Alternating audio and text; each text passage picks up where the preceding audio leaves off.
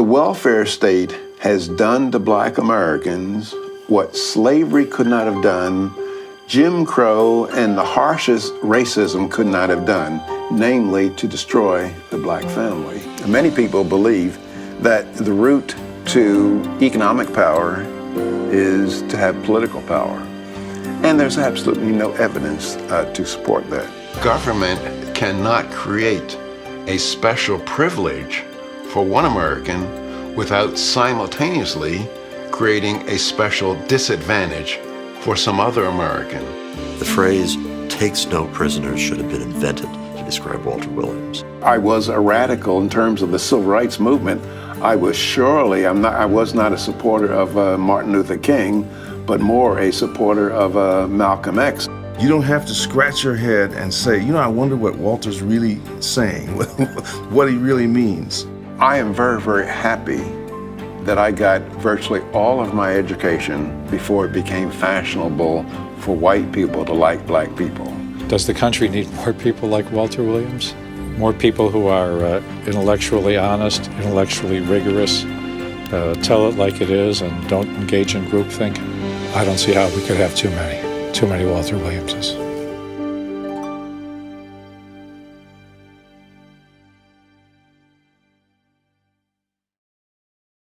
Major funding for Walter Williams' Suffer No Fools was provided by Dunn's Foundation and Searle Freedom Trust. Additional funding was provided by Beach Foundation, Harvey Cody, Donors Trust, the Hickory Foundation, William Shepard, and the Woodford Foundation for Limited Government.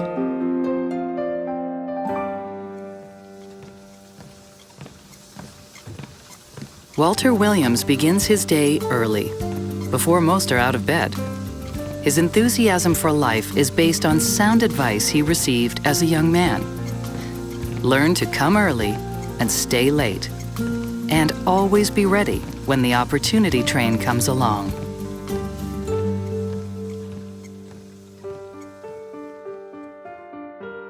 If there's one great thing that can be said about the United States, just because you know where a person ends up in life, you can't be sure about where he started. Black Americans have made the greatest gains over some of the highest hurdles in the shortest period of time than any racial group in the history of mankind. Now, the question before us is, how can we make these gains available to a large percentage of the Black community for whom they appear to be elusive?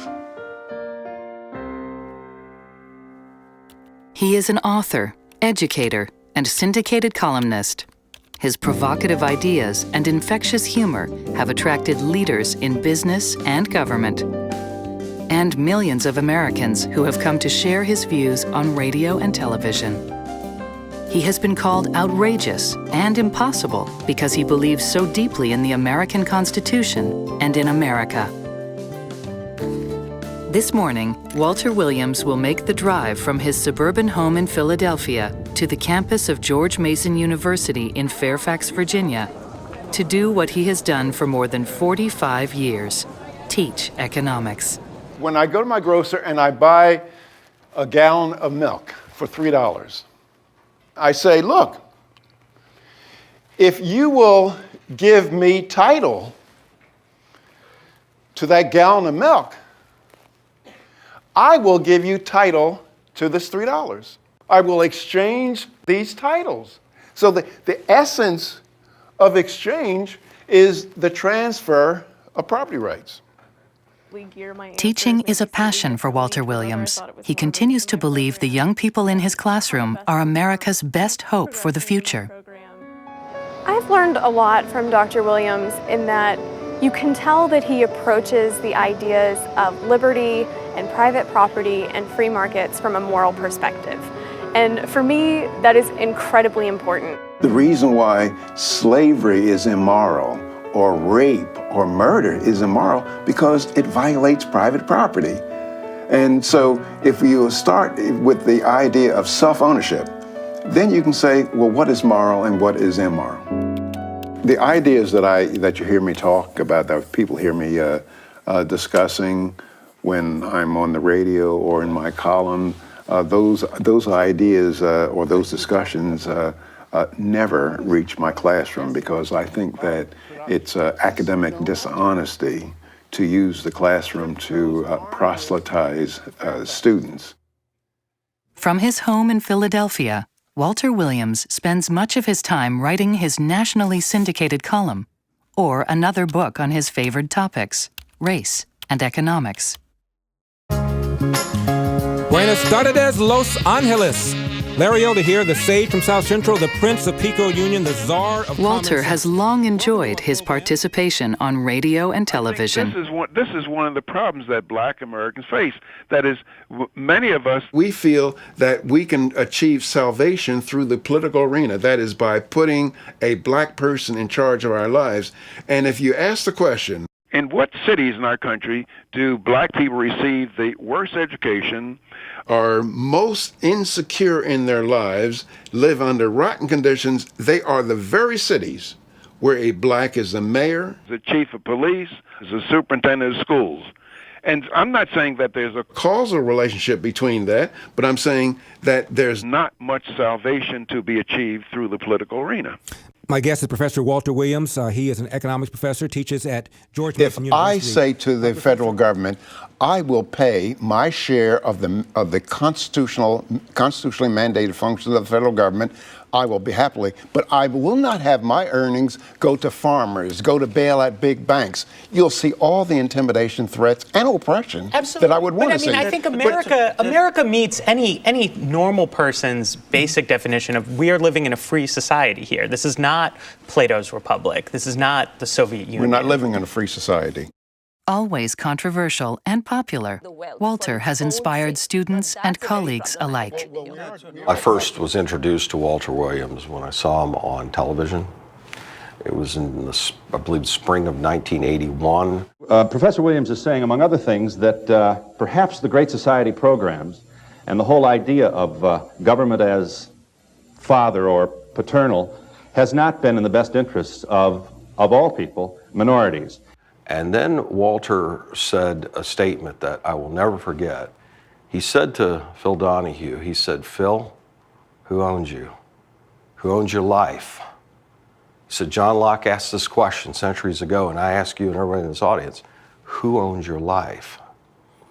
Right then and there, I said, oh, I love this guy. Who is this guy? I didn't know who he was. I didn't even know his name at the time. Then they flashed Dr. Walter Williams, George Mason University, under his picture on the TV. And that night, I then called Walter. I called the department, and I said, "Can I speak to Walter Williams?" And he was there in his office. And I said, "I want to study economics under you." So food stamps cause illegitimate babies, then? Huh? No. Sexual intercourse does. Nights can be heavenly. Take nights like this. What makes them heavenly? Walter E. Williams, claiming the E stands for excellence, was born in Philadelphia in 1936. He spent his early boyhood with his mother and his sister Catherine. In 1947, the family moved into the Richard Allen Housing Project in North Philadelphia, one of the city's first federally funded housing projects for working-class families. My mother was very, very important. She was the one who made the sacrifices to make sure that we got a reasonably good education given our income and given our circumstances. Even though we were poor, my mother used to always tell us, look, we have a beer pocketbook, but we have champagne taste. Walter's father was largely absent and offered almost no financial support. With the little he did provide, and Catherine Williams' part-time job as a domestic servant, the family got by. They were part of the welfare state, but they were never a part of the welfare ideology. She and her sisters were very determined people and demanded a whole lot out of us as kids. At that time, blacks were very demanding of their children in terms of education and responsibility. I think part of the reason that my dad is who he is has a lot to do with her and his upbringing with her. One of the reasons she's, kind of inspirational for him is because she did a lot with the little that she had. There were different values, of hard work and sacrifice and respect. And many of those values are absent today among Americans in general, and very often, and even more so among young Americans who are black. This is Parish Drive. Okay. Where it's one of the streets that went into the project. And it was much different then. That is, there wasn't the kind of crime. Sure. It wasn't the broken families. Matter of fact, my sister and I were the only kids in this whole neighborhood that only had one parent in the house. Yeah, I'm sure that's not the case now. Walter's grandmother was the daughter of slaves. His mother never graduated from high school. Still, Catherine Williams introduced her son and daughter to as much culture as her pocketbook would allow. On weekends, she would take her children to the Philadelphia Museum of Art, the Free Library, and the Franklin Institute. I was the first in the family to graduate from high school, but I wasn't always serious in school. I remember the counselor told my mother, as soon as he gets this foolishness out of him, he's really going to go somewhere. One of the rather remarkable differences between, I guess, today among many, many black Americans and yesteryear is that, well, in yesteryear, we could not dream of having all the material things that are available to poor people today. We're no longer looking at problems of poverty defined in terms of money. We are looking at a kind of poverty, and I think it's similar to what Walter refers to as spiritual poverty, in which there has been a loss of a vision of what constitutes a good life. And what I mean by spiritual poverty is where people lack the ambition. They've developed the ideas of dependency, and they're engaging in all kinds of pathological behavior, such as the high illegitimacy rate where 70-some% of black kids are born out of wedlock. And it was like in 1940, it was only 13%. Once you reach that stage, you've got to change the culture before you can solve the problem. Daniel Patrick Moynihan was United States Assistant Secretary of Labor in 1965. His controversial Moynihan Report helped stimulate President Lyndon Johnson's War on Poverty. There are health districts in New York City where for every 1,000 children, 781 are living on welfare.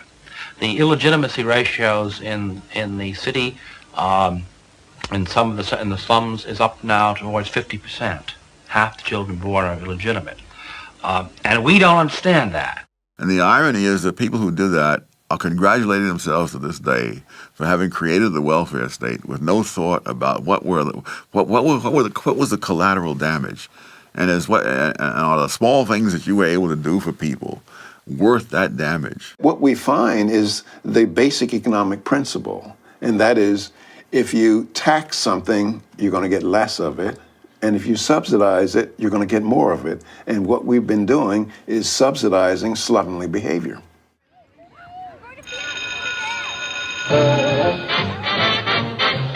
In the 1940s, almost any youngster, black or white, who wanted to work found a job. At the age of 10, Walter was shining shoes. In high school, he delivered mail and packed shipping orders for the Sears Roebuck department store. If I wanted to go to the movies, or if I wanted to go to the amusement park, there was no money from my mother to give us to go to the amusement park, and so we had to work. One of Walter's favorite jobs was at the Horn and Hardart Automat in the heart of downtown Philadelphia.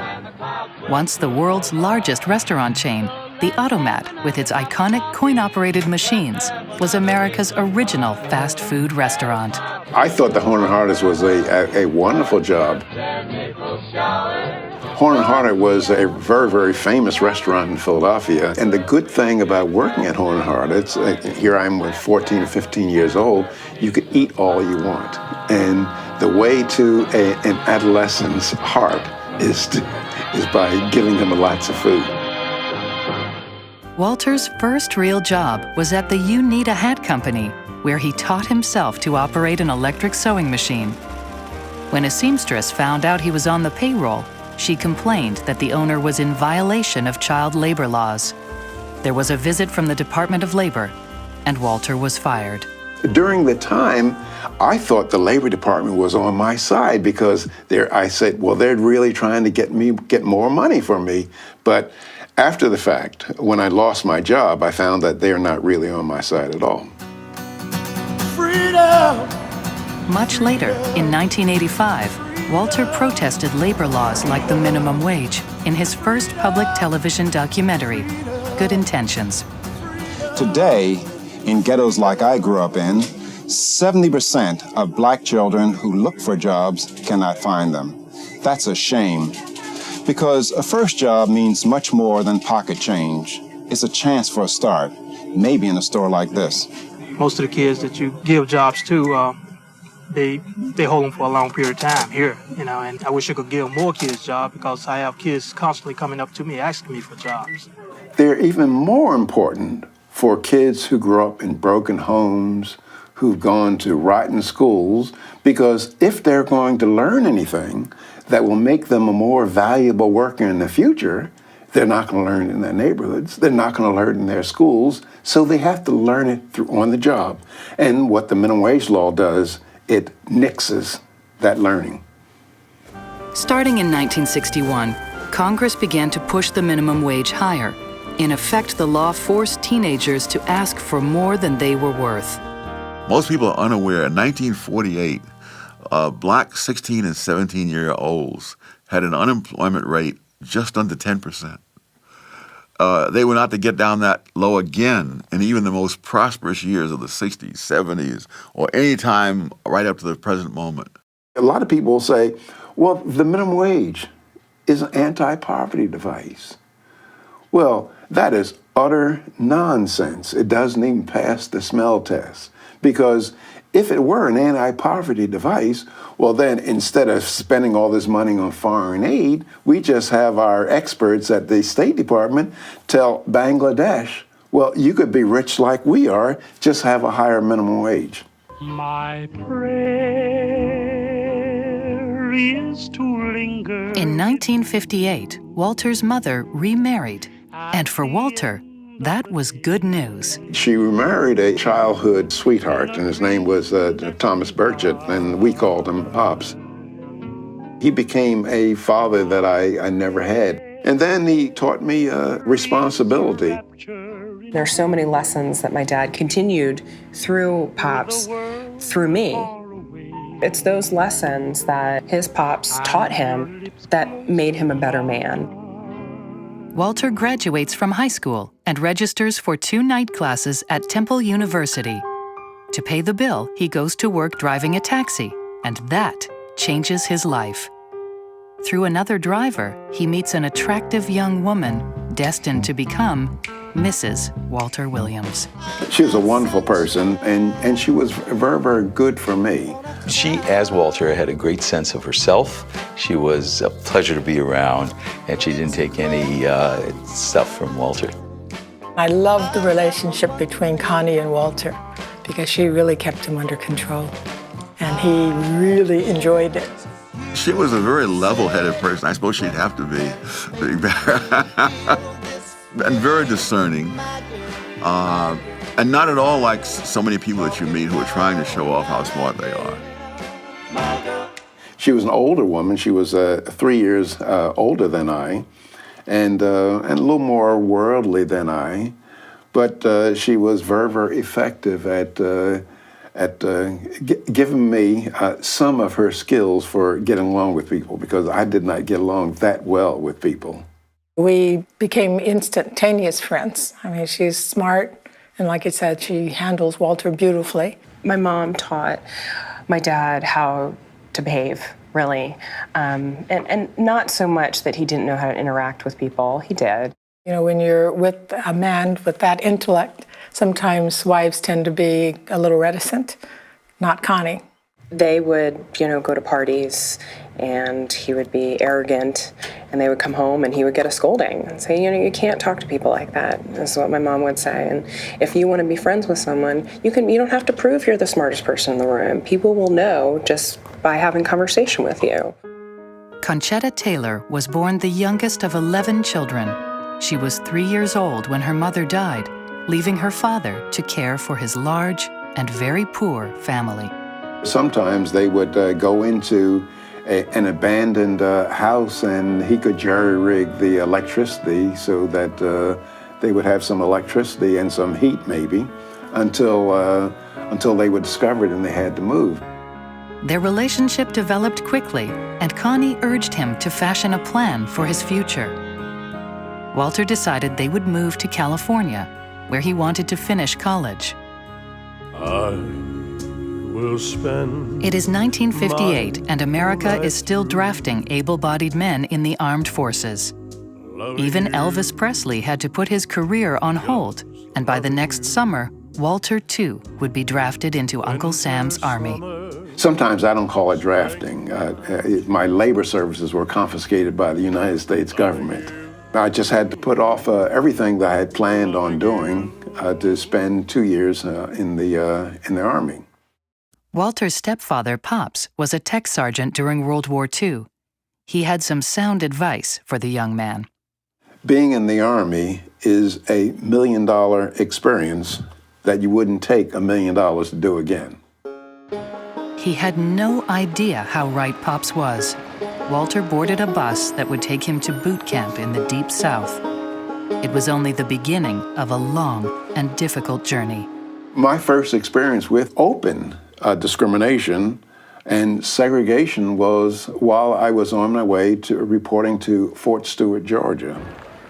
And I looked up and I saw a sign saying colored waiting room.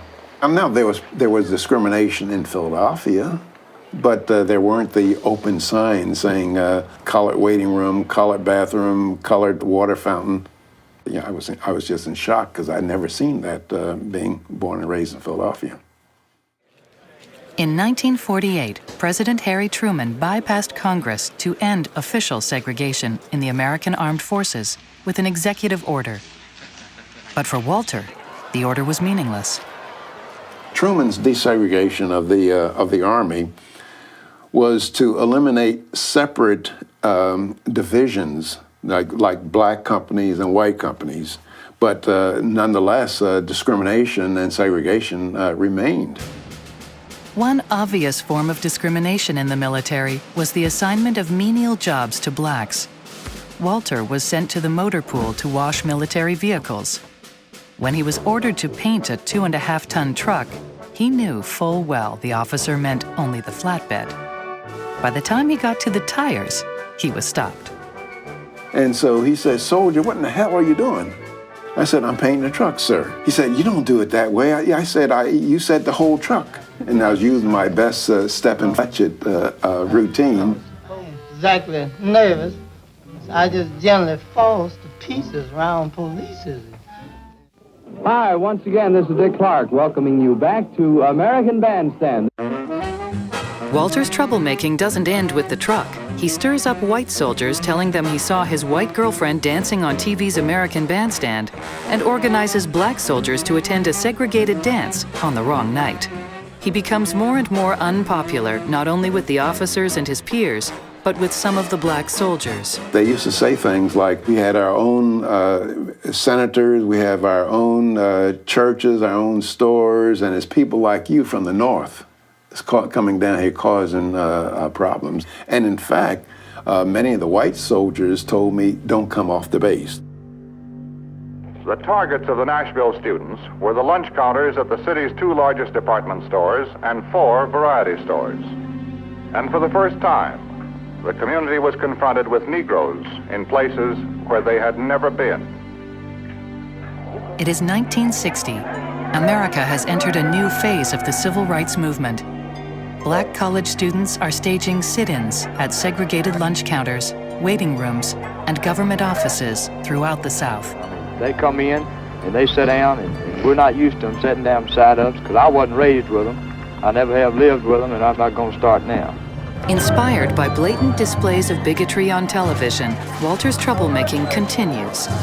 One of the menial jobs he is ordered to do is sweep out battalion headquarters and run errands. That is when he discovers the head clerk at battalion headquarters is up for a discharge. I asked the sergeant major, could I have his job? And so the sergeant major laughed, and he had been briefed about me.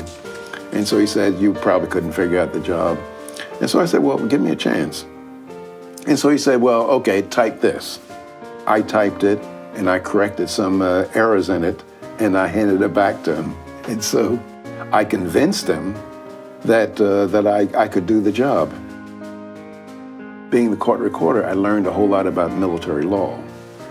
And that helped me out very well when I was court-martialed.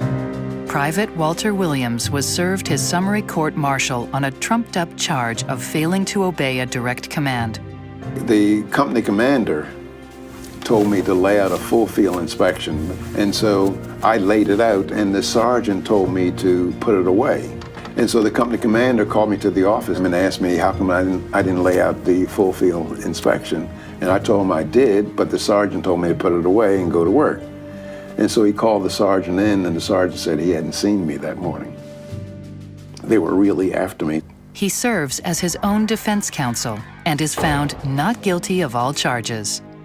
The Army brass, knowing that Walter is considering legal action against his captain, orders him to finish his duty in South Korea.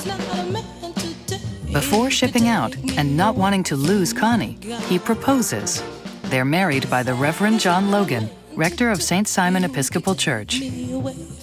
Unable to afford a church wedding, Walter accepts Reverend Logan's offer to perform the ceremony across the street in the front room of his home. In Korea, Walter resumes his campaign against discrimination. He writes letters to his superiors, to politicians, and to the editors of newspapers. The Philadelphia Independent prints his letter detailing racial discrimination and shabby military practices on its front page. I had officers that would question me and say, what's my agenda? And I would say, in all due respect to you, sir, I took an oath of office when I was drafted in the Army to uphold and defend the United States Constitution against its enemies, both foreign and domestic, and you, sir, are a domestic enemy of the Constitution. As a reservist, Walter continues to fight for his constitutional rights. He writes to President John Kennedy and asks, should Negroes be relieved of their service obligation or continue defending and dying for empty promises of freedom and equality? He receives a reply from the Assistant Secretary of Defense, and his assistant calls to suggest that he just might want to request a hardship release from active reserve duty. Walter followed that advice, and 2 years later, in 1965, he received an honorable discharge. I was 24 years old, and I said, if I don't get started soon, I'm never going to be anything. And so I wrote a letter to Connie, and I said, well, as soon as we save $700, we're going to go to Los Angeles, and I'm going to go to college. Going to Los Angeles was probably the second wisest decision I made in my life, and the first one was to marry Connie.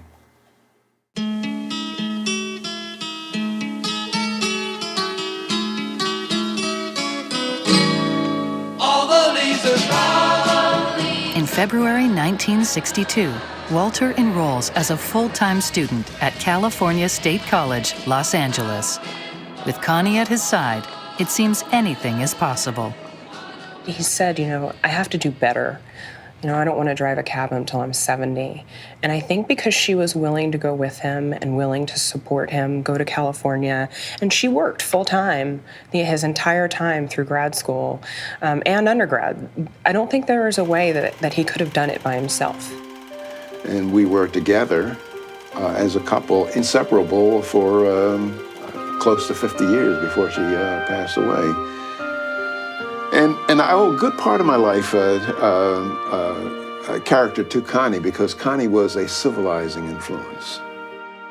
He lost his soulmate and his partner and the person that he shares everything with. His beautiful girl is what he would say. He lost her. And I think that we're both still recovering from that. Their relationship was a certainly loving one, and she taught him how to love. They lived a modest existence on Connie's paycheck, and Walter was enjoying life as a college student. But the struggle for civil rights could not be ignored. I was a radical in terms of the civil rights movement. I was not a supporter of Martin Luther King, but more a supporter of Malcolm X, and I believe that that the use of violence and confrontation was far more appropriate than we should overcome. The goal of Dr. Martin Luther King is to get Negroes to forgive the people who have brutalized them for 400 years by lulling them to sleep and making them forgetting what those whites have done to them. I was a sociology major at Cal State LA. I read W.E.B. Du Bois' Black Reconstruction. And he was saying that Negroes are not going to achieve any salvation in our country until they understand the economic system. And that convinced me that, well, I think I should major in economics. I truly believe what Walter found out too is that if you understand economics, you can work your way in this world a lot better. You don't get fooled by politicians or other people. I saw it as a struggle for liberty. First time I seen the boll weevil. The portrayal of blacks as helpless victims of slavery, discrimination, and personal violence is a part of our American history. But for Walter, the facts of the matter do not square with that portrayal. Many blacks went to work to earn the money they would need to buy their freedom. One of the big mistakes that we make in terms of looking at black history in the United States is our failure to recognize that blacks did not accept slavery passively. There was a phenomena called self-hiring, or sometimes they call it quasi-free blacks. One of the more famous quasi-free Negroes was Frederick Douglass. He did ship caulking and did many other kinds of jobs, and he would go back and give his owner some money.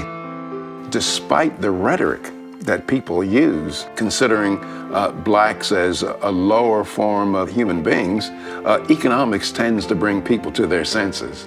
Whites were willing to hire blacks. Whites were willing to make purchases from blacks. Why? Because either they worked for lower wages or a higher quality product.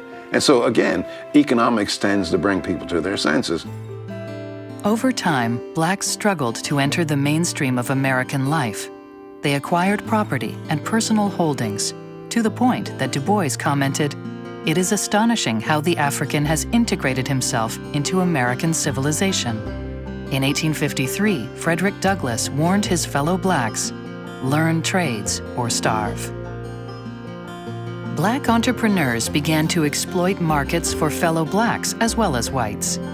By the mid-19th century, Thorny LaFawn became a real estate dealer in New Orleans. His fortune totaled $8 million in today's money. William H. Brown founded the first black bank in Virginia. Junius G. Groves was born a slave in Kentucky, but when he went to Kansas, he became the country's largest individual grower of potatoes. And in Concord, North Carolina, Warren Clay Coleman received financial assistance from wealthy white businessmen to found his Coleman Textile Manufacturing Company. One of the best kept secrets of the 19th century is that blacks are making a lot of progress in the face of obstacles. When whites faced competition from blacks, either as workers or merchants, then they used the political system to rig the economic game. So what do?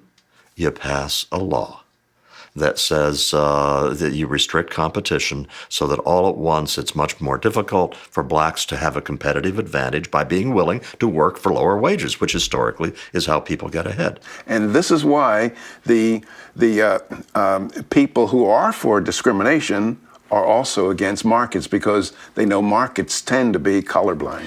Tougher than before! Blue, black, and white, taking the floor! High school basketball, an opening for a young person of color to take a shot at becoming a professional player.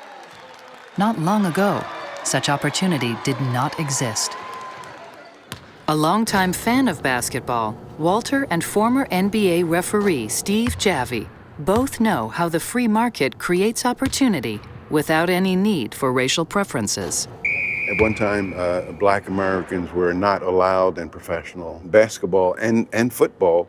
Well, how did black Americans go from not being in these sports to being the top and dominating them? It wasn't due to any anti-discriminatory laws or affirmative action at all.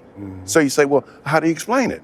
I think that these guys can just do a 360 slam dunk in your face and you can't do anything about it. You mean you're saying I can't do it? No, you can't. I know you say it wasn't affirmative action. I agree, it probably wasn't. It was the fact that they started becoming so good at what they were doing. Well, you couldn't ignore them. You're right, but you still had to get the public to accept that. Yeah. Well, I don't know. In the sense of like when Branch Rickey of the Dodgers, when he hired Jackie Robinson, that was a risk.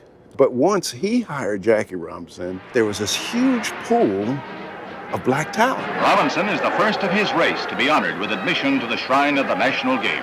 His sure fielding. Branch Rickey was known for a long time as someone who had a keen appreciation for the dollar. For him, it would be a bonanza to bring Jackie Robinson into the major leagues. So much that Jackie Robinson was put through was due to the fact that other people understood that once he broke the color line, it was all over. See, what allowed the race thing to stay as long as it did was the absence of competition. Major League Baseball had an exemption from the antitrust laws, and so the cartel was safe. They could do whatever they wanted. But once one member of that cartel broke that barrier, then the others would be at an enormous disadvantage within organized baseball if they didn't also get black players. And of course they did. And another easy basket coming for in the sports or in the music industry, where you see black excellence, you don't see any affirmative action. You don't see any lawsuits. What you do see is excellence.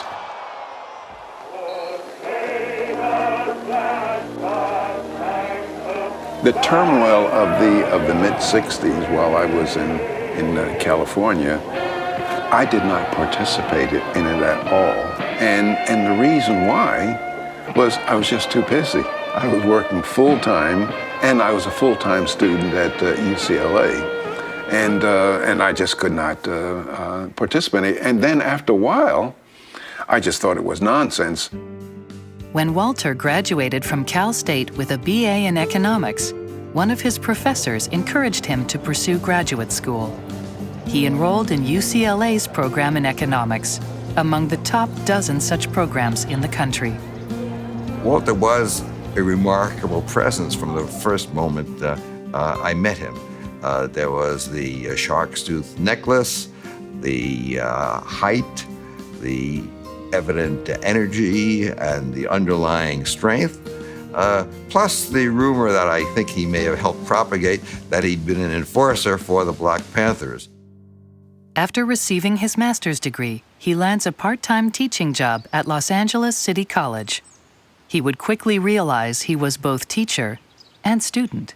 It taught me economics. That is one of the best ways to learn economics is to teach it. And then it taught me that, heck, I really like teaching and I'm gonna make this a career.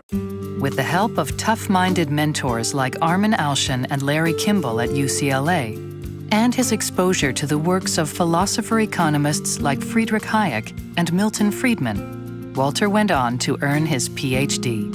At UCLA, they gave me inspiration to think with my brain instead of my heart. That was probably maybe the beginning of my switching from one kind of radical to another. With a head full of new ideas, Walter accepts a full-time assistant professorship from Cal State's economics department, a long way from the Philadelphia projects. I often tell people that I am very, very happy that I got virtually all of my education before it became fashionable for white people to like black people. So what that meant is that when I got a C, it was an honest-to-God C. When I got an A, it was an honest-to-God A. They weren't practicing affirmative action, and they didn't give a damn about my self-esteem.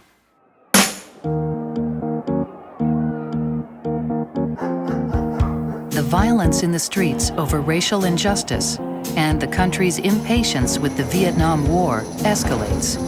But Walter remains focused on his career.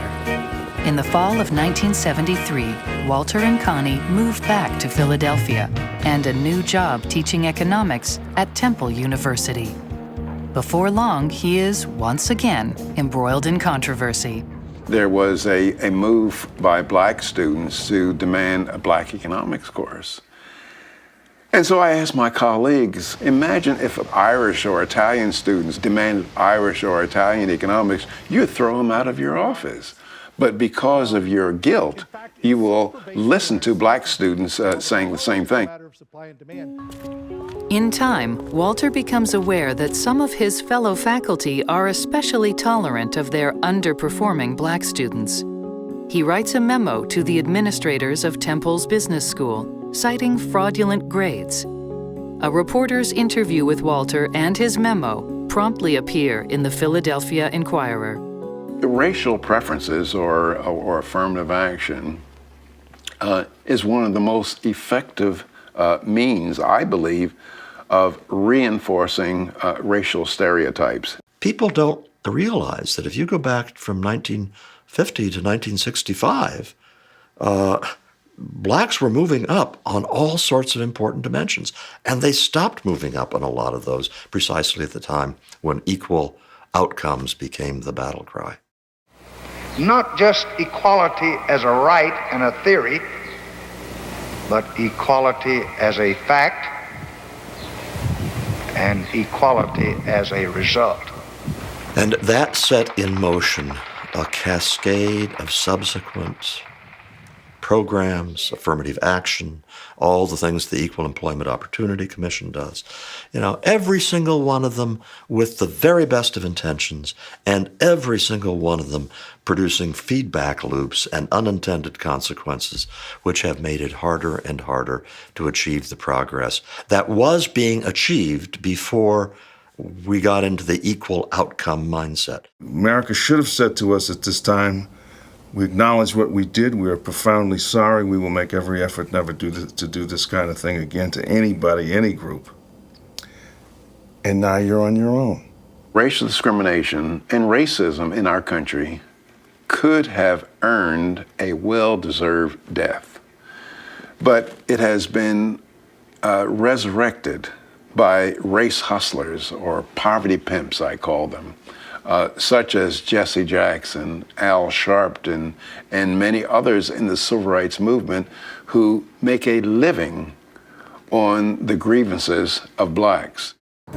In the summer of 1975, Walter accepts a one-year fellowship at Stanford University's Hoover Institution. He and Connie and their newborn daughter Devin would move back to California. I went out there that summer and I was commissioned to do a study for the Joint Economic Committee of Congress on the minimum wage and the Davis-Bacon Act. That is, these are laws that regulate the wages that people may earn. And I came to the conclusion that the minimum wage law discriminated against teenagers, particularly minority teenagers, and the Davis-Bacon Act discriminated against blacks in construction work. It was Walter's controversial minimum wage study that helped launch the more public side of his career. Requests for radio and television appearances increased. And our nation benefits to the extent that these people come here and work. The study on youth and minority unemployment, I got invitations to testify in Congress on various aspects of labor economics and other topics as well, on taxation, on welfare, and I used to get in some very kind of nasty arguments with congressmen because I don't have the level of respect for congressmen that many people have. In 1978, Walter began a study on the negative effects of occupational and business licensing. It becomes a major part of his first book, The State Against Blacks. If you take a poor, illiterate Italian in 1920s, and if he wanted to get into the taxi cab business, all he had to do was buy a used car and write the word taxi on it, and lo and behold, he was in business making money. Today, it's entirely different. Unlike the early 20th century, many cities today restrict the number of taxis by requiring each taxi to have a medallion. The cities keep the number of medallions strictly limited. A taxi medallion in Philadelphia currently costs $400,000, similar to what it costs in Boston or Chicago. In New York City, a medallion costs an individual over $700,000, with a corporate medallion topping in at $1 million. In 1937, one could buy an original taxi medallion in New York City for $10. The price of a medallion, or the price of any license, it reflects the value that the owner of the license places on being in a government-protected monopoly market. Because if the government said anybody could get into the cab business, allow anybody, well then the price of a license would be zero. It wouldn't be worth anything. It leads to higher prices, and so the consumers hurt, and it leads to outsiders not being able to get in. And that's the whole point of the medallion system, is to keep insiders in and outsiders out. As an American, Walter's beliefs spring from his deep love for the United States Constitution and his abiding respect for the rule of law. For him, the promise of the Founding Fathers to promote the general welfare and secure the blessings of liberty has been ignored. Americans have lost their love for the United States Constitution, and I believe that either they're ignorant or they have contempt for the United States Constitution. Ignorance is curable, but contempt is not. Good morning, Walter. Walter speaks to the just powers of government with another champion of the Constitution, senior judge on the United States Court of Appeals, Douglas Ginsburg. I've said on many occasions that the Supreme Court does not uphold and defend the United States Constitution. Which is your complaint, that the court isn't upholding the Constitution or that they shouldn't have a role? In 1794, Congress appropriated $15,000 to help some French refugees, and James Madison stood on the floor of the House irate, and he says, I cannot undertake to lay my finger on that article in the Constitution that authorizes Congress to spend the money of their constituents for the purposes of benevolence. But if you look at the federal budget today, 2/3 of it is for the purpose of benevolence, and any politician who would make a similar statement, he'd get run out of office today. On the surface, it's benevolence because it's a benefit, a gift, but it's also enchainment, enslavement, because it makes people dependent on the federal government. The Constitution, Article 1, Section 8, enumerates the powers of the federal government. And the federal government Congress has gone far beyond those enumerated powers. But I think the root of that problem, and I don't know if you agree with this, is that the direct election of senators. Yeah. When the senators were elected by the state legislatures, they represented the state as an entity in the federal government. No one does that anymore. That's right, yeah. And so the federal government has accreted more and more authority, and the states aren't there to object. Yeah. And the states cannot do anything about it. It's water over the dam. Yeah, there's no way to undo that one. Unless people all of a sudden decide they weren't interested in having power. Are Americans any way basically different from the Romans, from the French, from the Spanish, from the Portuguese, from the British? And these are great empires of the past, but they went down the tubes for almost what we're doing today. And so what is there about our country that's going to make American people any different? Pete Seeger wrote a song. It was actually a Union song, but the refrain was, liberty is a hard-won thing, and every generation's got to win it all over again. And that's true, otherwise it languishes, and then it's gone. Much of what Walter Williams has achieved in life has been the result of hard work and sacrifice. But luck and chance have also been on his side. What if he had never had a determined and disciplined mother? or tough-minded teachers who, as he says, didn't give a damn about his self-esteem. Suppose he never got a job driving a taxi. It's likely he would never have met Connie. Where would he be now? Where would any American of color be without freedom and opportunity? What, then, is Walter Williams' legacy? They're going to call him a controversial professor who offended a lot of black people, and they may mention his books, but they won't talk about the profound effect he's had on so many people, black and white, who have read his books and been inspired by him. Walter is one of the few honest academics, and it's harder to be honest in academia than in almost any other place, with the possible exception of politics. He will be remembered as he should be remembered as one of the great economists, a great human being, and one of the most incredible blacks to have come through America in the past 80 years. The mandate in a free society, as Walter understands, is not to give freedom to people who agree with you. The essence of liberty is to allow freedom for people who disagree with you. You can be principled and unflexing, unbendable with your principles and still be successful. And sometimes you have to stand up, and it's okay if you have to stand alone. And I think that's kind of an unintentioned message that he sends. Sometimes you have to stand alone, but at least you're standing up. When he was in high school, he had an English class, and he turned in a research paper. When the teacher passed back the papers, she got to Walter's desk and she tore the paper into 4 pieces and then dropped it on his desk. And she says, rewrite the whole paper. And he always pointed out, he said that was one of the most influential teachers of his life, because she didn't make excuses for his failure. She demanded excellence because she believed in him. And that's the key. One of Pop's statements used to be that chance and opportunity don't come by very often, but when they do come by, when the opportunity train does come by, don't be in a position of saying, wait, let me go pack my bags. Always be ready for opportunity. On his website, Walter offers anyone of European descent a proclamation of amnesty and pardon. I, Walter Williams, do declare full and general amnesty and pardon to all persons of European Ancestry for both their own grievances and those of their forebears against my people. Therefore, from this day forward, Americans of European ancestry Can stand straight and proud knowing they are without guilt and thus obliged not to act like damn fools in their relationships with Americans of African ancestry.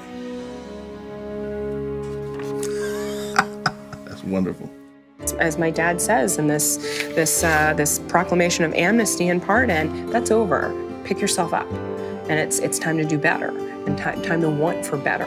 Walter signs that proclamation on his website, Walter E. Williams, gracious and generous granter.